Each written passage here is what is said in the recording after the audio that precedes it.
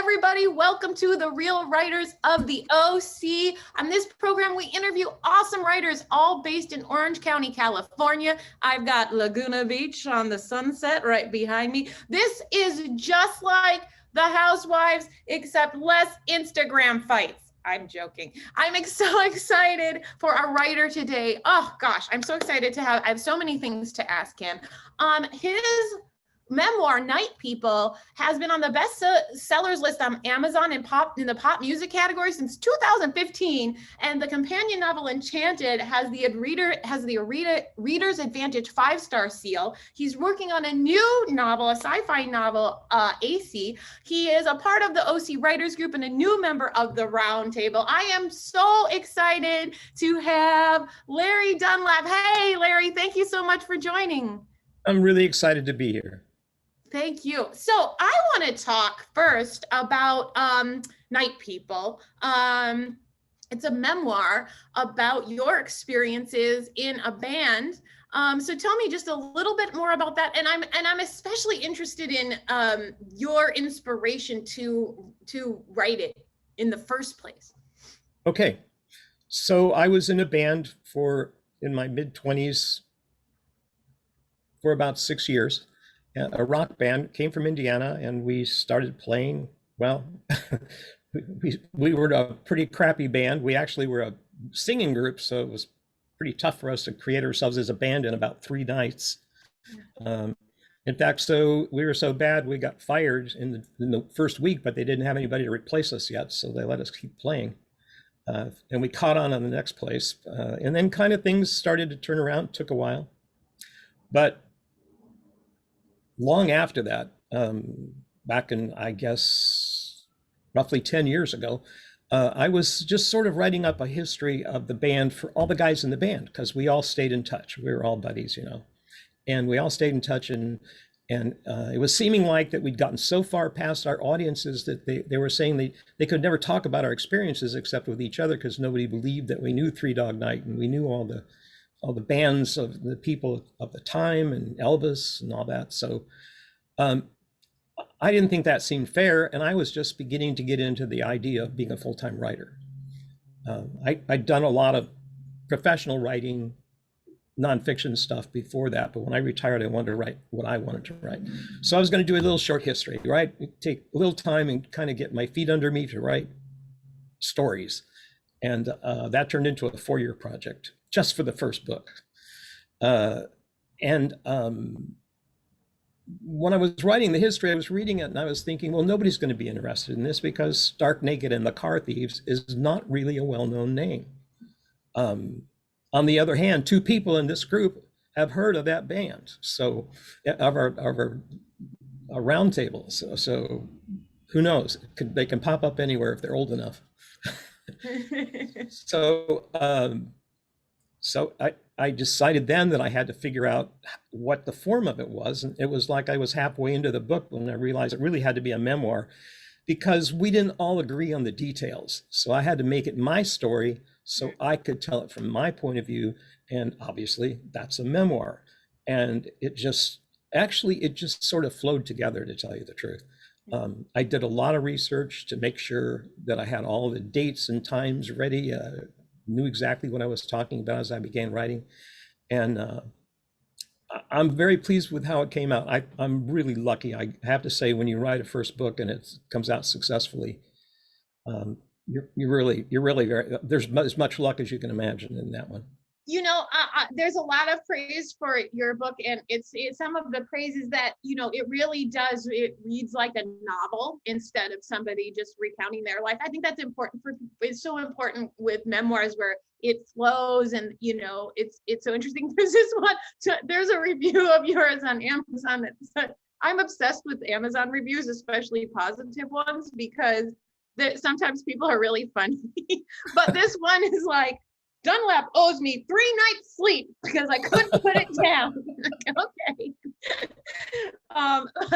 Another thing I wanted to talk about the book, and some of it does take place in for those of us who live in California. Mm-hmm. There's some things about the Strip and the clubs there. Tell me more about that. What, that time in Los Angeles. Absolutely. That was such a musical time.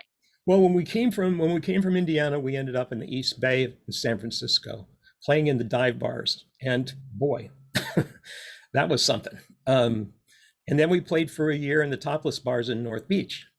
We had a contract there, played across the street from Carol Doda, all of the, and up and up. I can't tell you the number of stars that played up and down Broadway when we were there.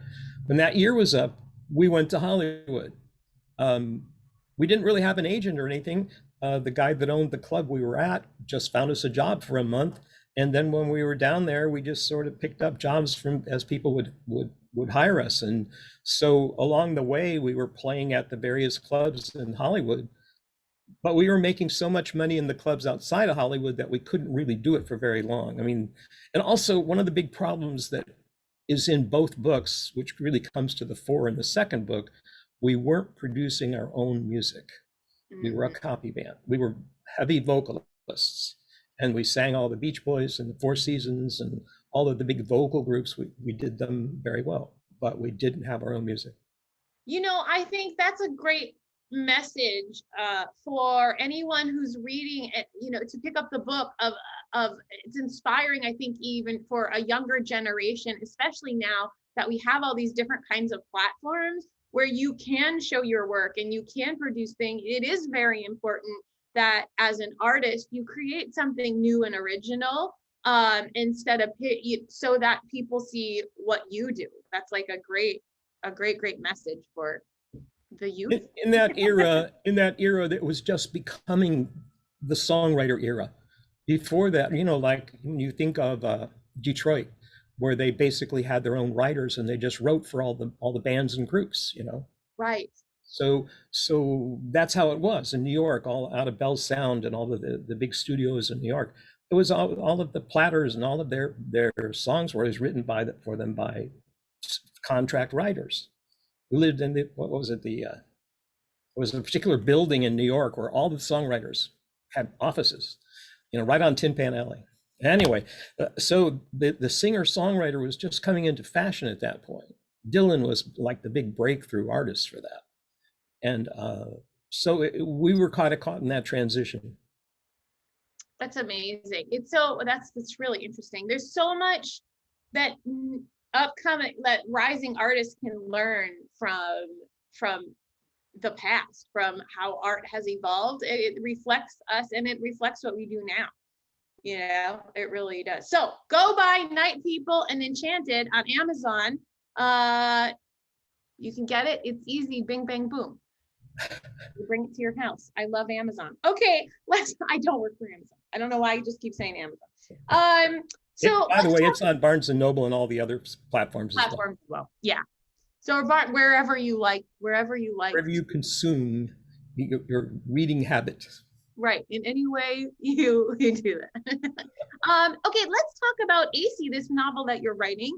Yes. It's a sci-fi novel and it takes place far in the future. Tell me about the genesis of this idea and what we have in store for us. This is actually a really, really long story that I'm going to shorten way down. I was also in the game business for a while. So my big obsessions as a young person were like board games and reading science fiction. Those are seminal things from my teenage nerdishness. And as time went by, I got involved in creating games. There's a whole chapter about a cable game business that I helped develop. When I say chapter, I mean chapter of my life kind of thing. And during that process, I started to think about my favorite science fiction authors, and I was thinking about a game I wanted to create. So that's in the 80s. And unfortunately, why the company went public and was a really pretty big deal, we even had a system up in Fullerton, California for a while, it failed. So when it did, I still had this concept with me and I kind of dragged it along and I kept working on it in terms of the backstory. So it was kind of in my brain for like 20 years or so. And then finally, I decided to try to produce a game based on that story called Imperial Wars. It was actually an online game and existed for 3 or 4 years. The automation, we didn't quite have enough money to finish it, so some of the automation wasn't finished, and it just got to be too much of a drag on my time to have to do things that were supposed to be automated. But it let me just say it broke the servers when it first started, because it's really a way that you play an interactive story. You know, this whole thing was a role-playing game, a graphical space empire game. So taking that, this is what I wanted to go to work on when I thought I was going to become a full-time writer. I got distracted writing this memoir. So now I'm actually writing this, and that's the background for how that story came together. I love that. That is so exciting. You know, and it's interesting. I'm excited to read it, because you can almost, when you have that background of visualizing it in your head first, I feel like things come to light so much on the page. Is that part of your process in a way? It's a huge part. His hand is going through the book. I keep a lot of art and things in here. Oh, show us that. That is so fascinating. It's all for your book? This has nothing to do with the book. It's just for me to visualize. Visualize. So I'll go and search for images and stuff, you know, like, okay, that's the emperor. Right.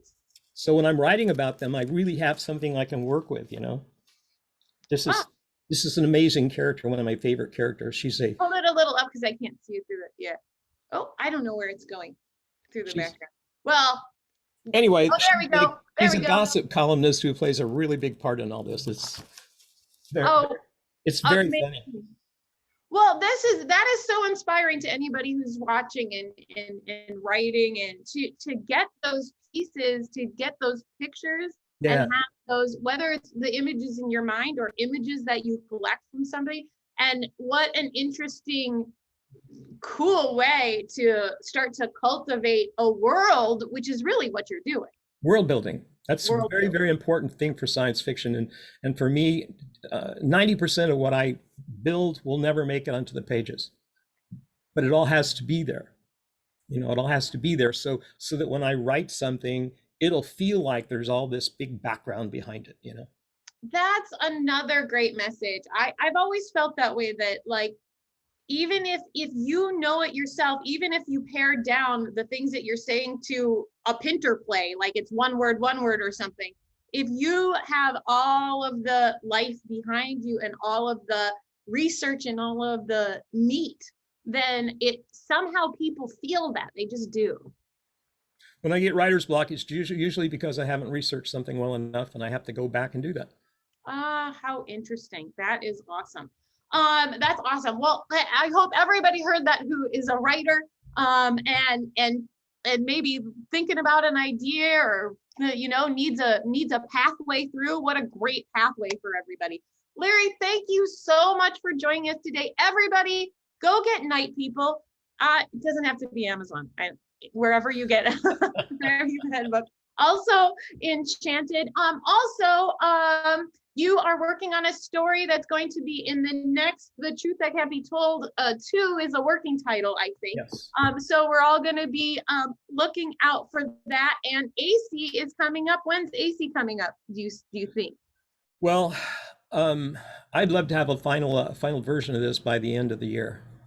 Oh, so soon. All right, good. So, and we'll all be looking out for Acey. Larry, thank you so much for joining us. Thank you very much, Bethany. Okay, guys, we'll see you all next time. Bye.